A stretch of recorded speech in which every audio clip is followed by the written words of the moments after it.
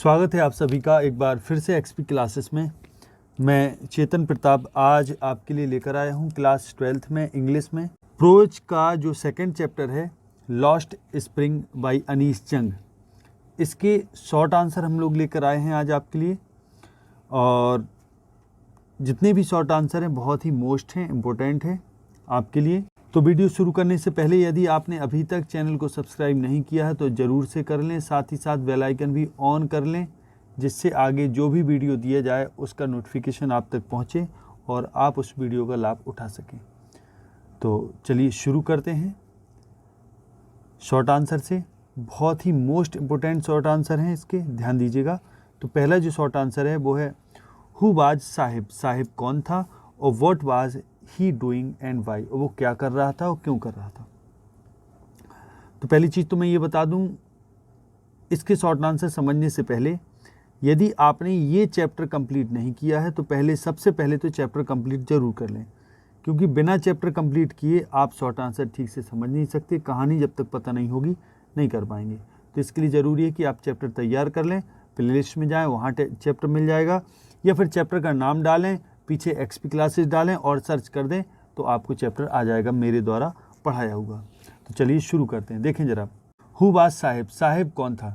तो Saheb was a young boy of school going age, कि साहिब एक यंग बॉय था, माने जवान लड़का था, छोटा लड़का था जो स्कूल गोइंग एज का था, माने उसकी उम्र उस समय स्कूल जाने वाली थी। तो he was looking for gold in the garbage dumps of the big city. अब बड़े बड़े शहरों की जो गार्बेज डंप्स हैं यानी कूड़ों के जो ढेर हैं उसमें वो लुकिंग फॉर माने होता है तलाश करना, गोल्ड माने धन की तलाश करता था, यानी कूड़ा बीनता था। कूड़े में जो कीमती चीज़ से मतलब है यहाँ गोल्ड से, गोल्ड का मतलब है कीमती चीज़, कीमती चीज़ों की तलाश करता था वो। बिकॉज क्योंकि he had left his home, क्योंकि उसने अपना घर छोड़ दिया था इन ढाका, ढाका में, and came in India for his living, और अपनी जीविका के लिए भारत आ गया था। अब दूसरा क्वेश्चन देखते हैं। दूसरा क्वेश्चन कहता है बट प्रोमिसेस लाइक माइन, लेकिन वादे मेरी तरह, अबाउंड इन भरे पड़े हैं, in every corner of his bleak bird, कि इस ब्लीक बर्ड यानी फीके संसार के हर एक कोने में ऐसे वादे भरे पड़े हैं।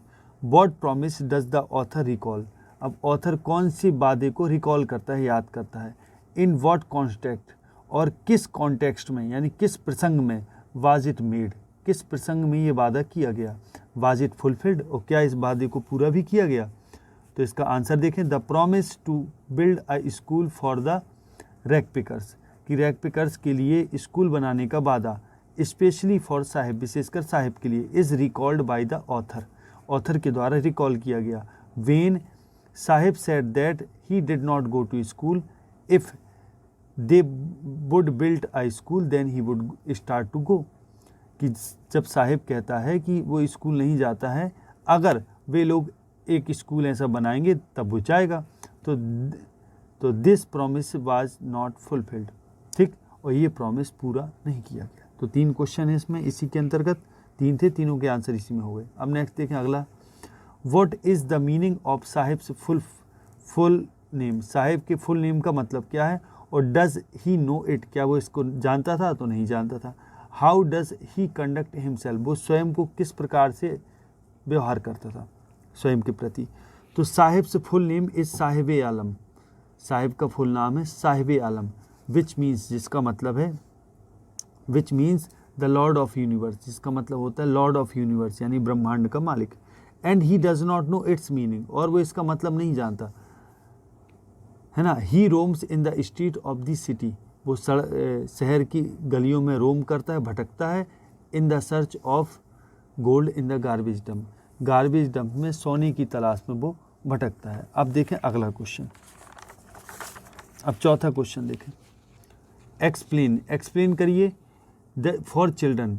अब चूंकि for children garbage has a meaning different from what it means to their parents, कि चूँकि बच्चों के लिए जो गार्बेज का अर्थ है वो अलग है उससे जो अर्थ उनके पेरेंट्स के लिए है। कूड़े का 2 अर्थ हैं, पेरेंट के लिए अलग अर्थ रखता है कूड़ा, और इनके लिए अलग अर्थ रखता है बच्चों के लिए। तो इसको स्पष्ट कीजिए। तो for children garbage is wrapped in wonder, अब बच्चों के लिए गार्बेज जो है वो आश्चर्य में लिपटी हुई चीज़ है।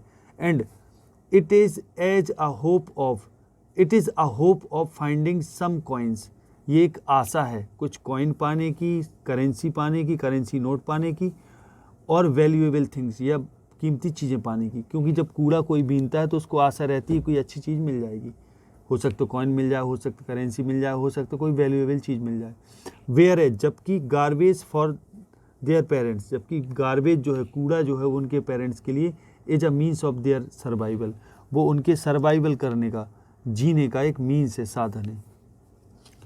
Where does the author find Saheb one winter morning, कि एक विंटर मॉर्निंग में ऑथर साहिब को कहाँ पाती है, और what explanation does Saheb offer, और कौन सा एक्सप्लेनेशन माने किस प्रकार की व्याख्या वो करता है Sahib.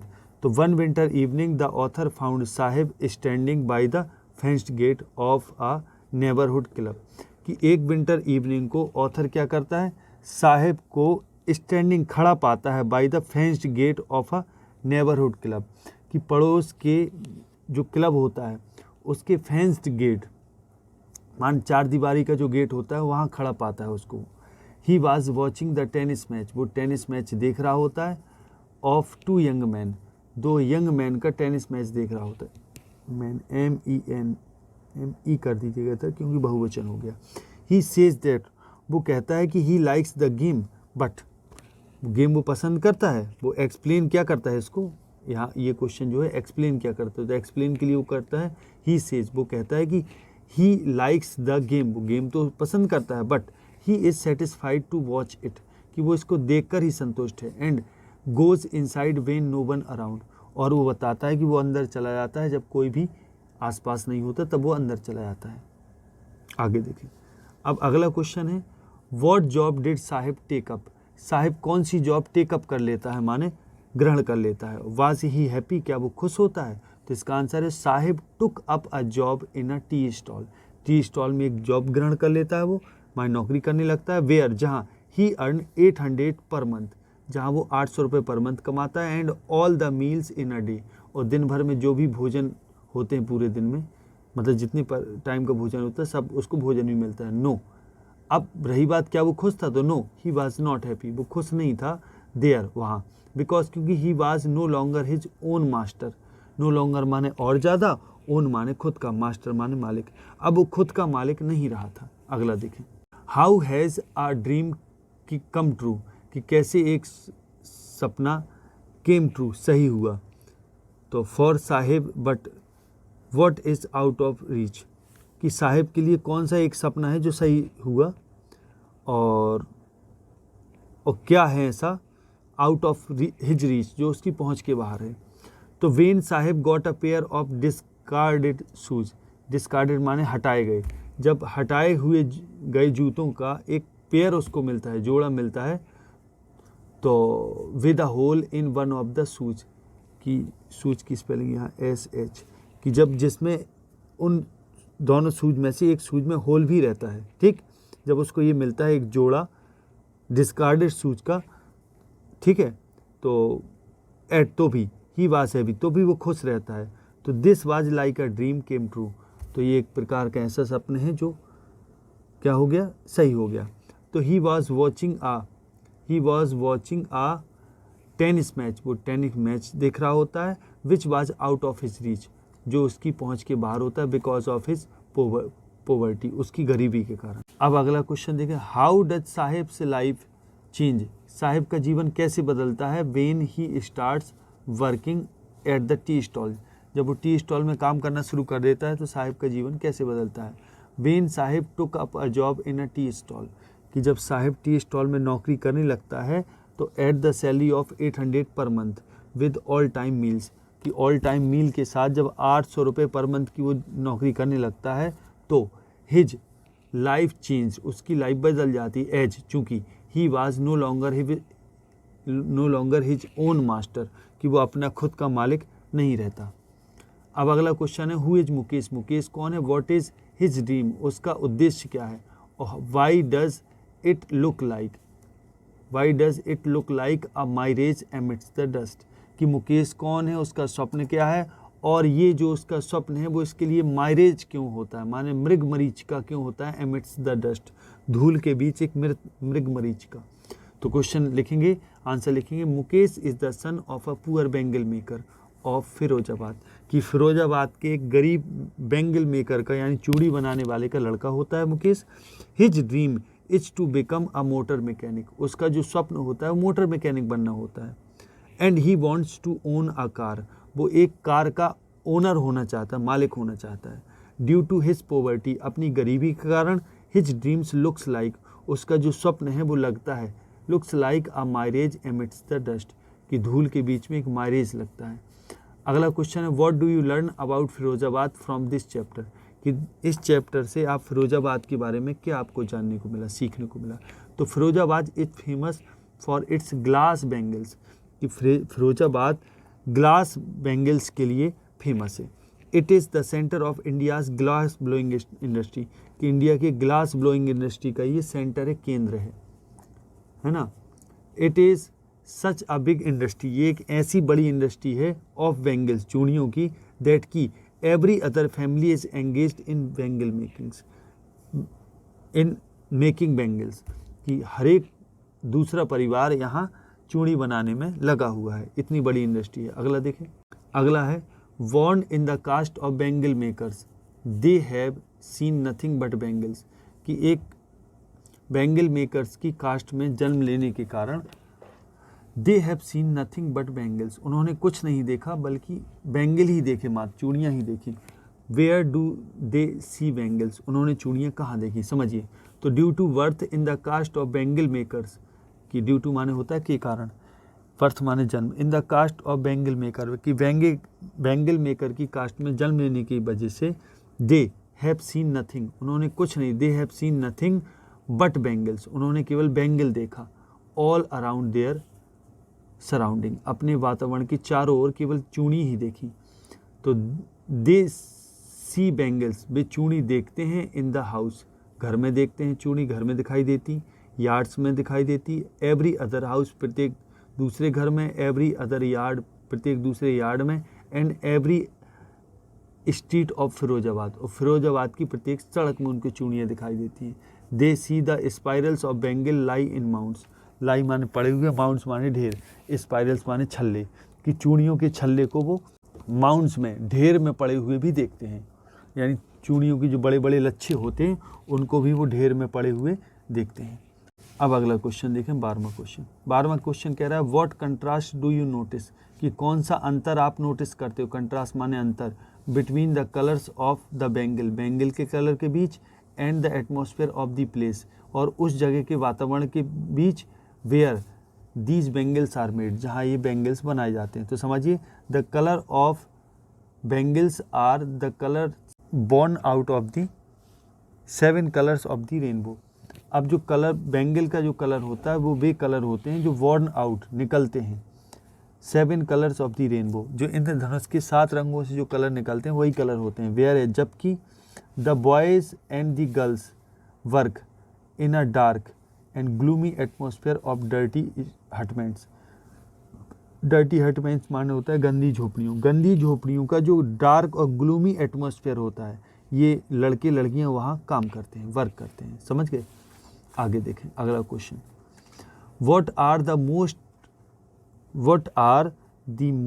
Of the bangle maker ignorant of, कि बैंगल मेकर किस चीज़ के प्रति इग्नोरेंट है, अनभिज्ञ हैं सबसे ज़्यादा।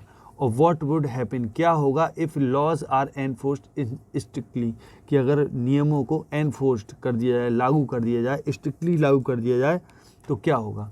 तो most of the bangle makers are ignorant of the fact, कि जो ज़्यादातर बैंगल मेकर हैं वो इस तथ्य के प्रति इग्नोरेंट है, अज्ञानी हैं, दैट की एम्प्लॉइंग द चिल्ड्रन, बच्चों को एम्प्लॉय करना, लगाना, काम पे लगाना, इन बैंगल मेकिंग में इज इलीगल, कि वे इस तथ्य के प्रति इग्नोरेंट है, अज्ञानी हैं, उनको नहीं पता कि एम्प्लॉइंग द चिल्ड्रन, बच्चों को लगाना काम पे, इन बैंगल मेकिंग में, चूड़ी बनाने में, इज इलीगल होता है, if laws were enforce strictly, कि अगर कानून को बहुत स्ट्रिक्टली लगाया जाएगा, पालन किया जाएगा, तो के लिए देखो कॉमा लगा, 20,000 children would be released from working in the hot furnaces, कि गर्म भट्टियों में काम करने से 20,000 बच्चों को रिलीज कर दिया जाएगा, मुक्त कर दिया जाएगा। अगला क्वेश्चन है, where is Mukesh house located, Mukesh का घर कहाँ स्थित है और what is he proud of, और मुकेश को किस चीज़ का गर्व है।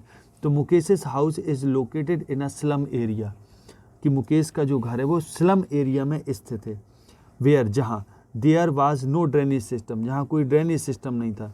The houses had crumbling walls, कि जो घर थे उनकी जो वॉल्स थी, दीवारें थी, वो क्रम्बलिंग टाइप की थी, टूटी फूटी थी, और बॉबली डोर्स थे, उनके लड़खड़ाते हुए डोर्स थे।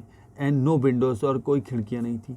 दे were crowded with the families of humans and animals, कि वे जो घर थे वो भरे पड़े थे किनके परिवारों से, मनुष्यों के और जानवरों के। ही इज़ प्राउड दैट, अब उसको गर्व है कि his home is being rebuild, कि his house is being rebuild, कि उसका घर फिर से बनाया जा रहा है, इस चीज़ का उसको गर्व है। ही इज़ प्राउड दैट, उसको गर्व है कि his house is being rebuild, कि उसका घर फिर से बनाया जा रहा है। अगला है, how is Mukesh different from the other bangle makers of Firozabad, कि मुकेश फिरोजाबाद के अन्य बैंगल मेकर से अलग कैसे है। तो Mukesh is an ambitious, an करेंगे सर, मुकेश एक एम्बिशस पर्सन है, यहाँ एम्बिशस की स्पेलिंग ए है, एम्बिशस पर्सन, कि मुकेश जो है वो एक एम्बिशस पर्सन है, माने एक महत्वाकांक्षी व्यक्ति है ना, एम्बिशस पर्सन है, बॉय है।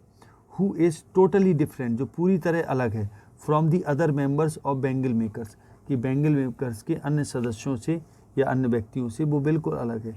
He does not want to continue this old tradition of bangles, कि बैंगल की जो पुरानी परंपरा है वो इसको कंटिन्यू नहीं रखना चाहता। But he wants to be a motor mechanic, लेकिन वो मोटर मैकेनिक होना चाहता है। He wants to own a car, he wants to own a car, वो एक कार का मालिक भी बनना चाहता है। तो इस तरीके से इसके जो मोस्ट इम्पोर्टेंट क्वेश्चंस थे वो यहीं पूरे होते हैं। आशा है ये वीडियो आपको पसंद आया होगा, यदि आया है तो वीडियो को लाइक और शेयर करना ना भूलें। आगे अगले वीडियो मिलते हैं, तब तक के लिए नमस्कार, जय हिंद, जय भारत, वंदे मातरम।